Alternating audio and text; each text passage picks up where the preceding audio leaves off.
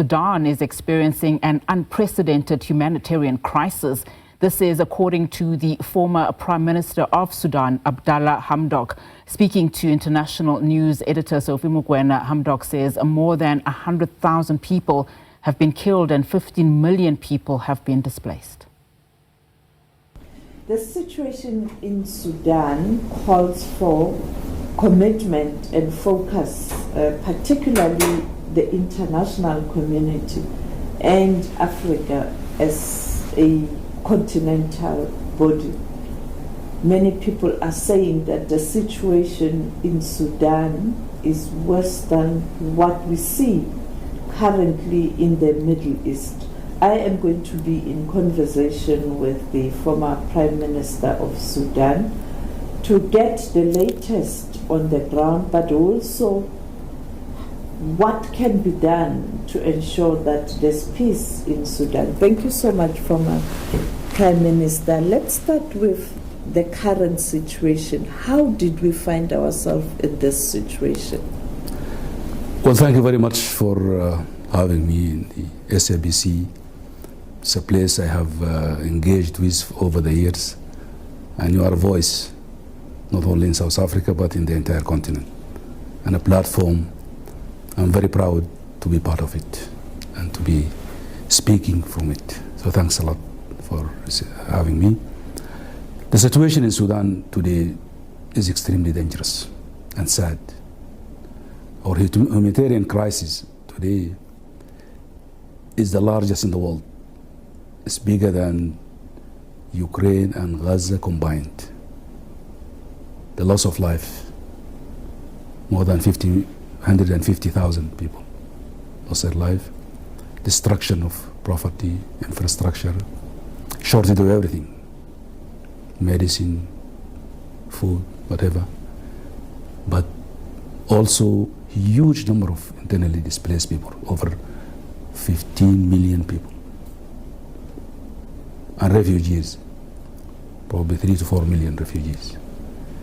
It's a crisis beyond magnitude, but also the sad thing, we feel that our crisis is neglected by the world. And thanks for this visit to South Africa. I think it's also helping us getting our issue across and help us address this. So the entry point is really how we resolve this humanitarian crisis. You met the current president of South Africa, President Ramaphosa. You met the former South African President Thabo Mbeki, who has been involved in the Sudan question. What was your message to South Africa? You know, South Africa is a place all of us in Africa, we hold it dearly to ourselves. And we think South Africa is not only a major player in the continent, but also in the world. And we would like South Africa to get involved more actively in our case. You are absolutely right. We met His Excellency, the President Cyril Ramaphosa, and he assured us, and this is the highest you can get in the country, that South Africa will definitely be involved in the Sudanese conflict, help us address this. There is a lot of history between our countries. The fact that Mandela came to Sudan early, the fact that he was traveling on a Sudanese passport, these are small things that tie us together. But more than that, South Africa has an excellent, unique experience that can be extremely useful to us.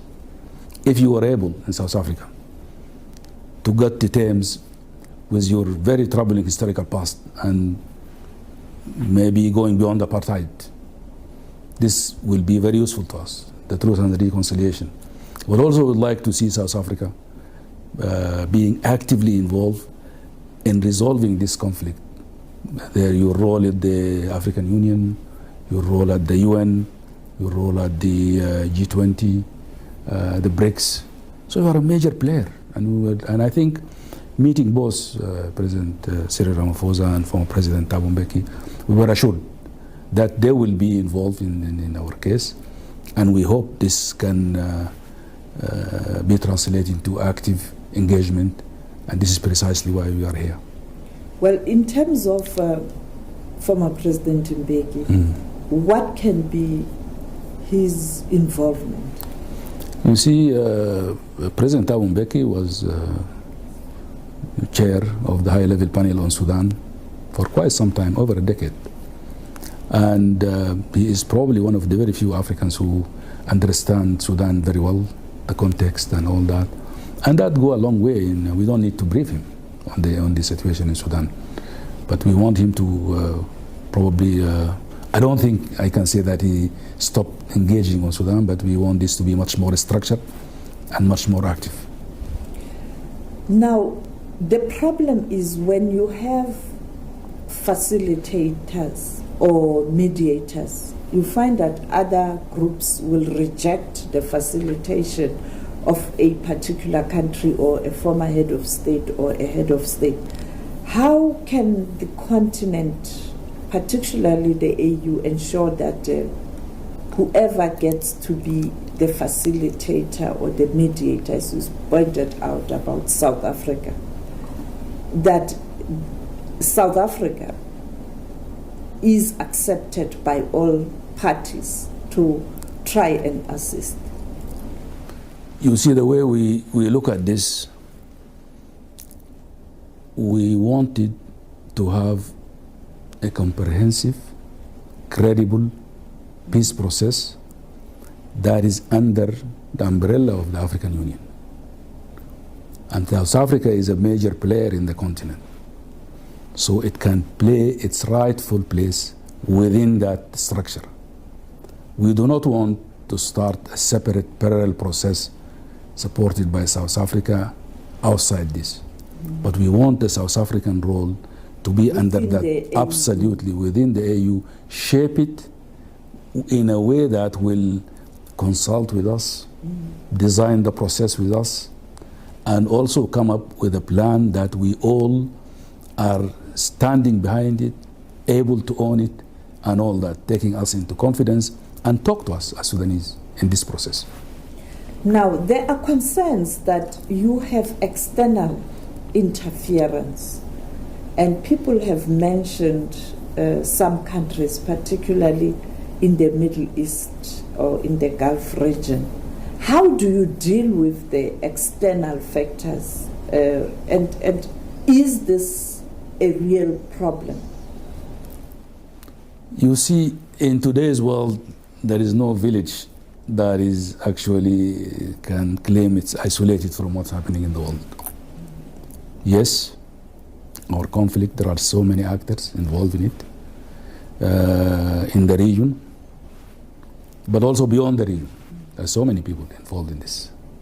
As Sudanese, we would like to see whoever want or engage in our conflict should be a goodwill to help us resolve this conflict. Don't fuel it. And we are happy to work with whoever, happy to be a constructive player in bringing us together. This war was not or did not start by external parties. It started between the Sudanese themselves. And I think it is on us. And whoever is interfering in our crisis, we should be able to talk to them with the help of our friends and partners to design a constructive process that move this agenda forward and help us end this crisis. And I'm sure you know that in this process as Sudanese we have engaged in so many initiatives and put forward plans and strategies and all that. Certainly the group that I represent, which is called SUMUD, the Alliance of Democratic Revolutionary Forces of Sudan, we have been engaging in putting forward our own vision in how to resolve this conflict.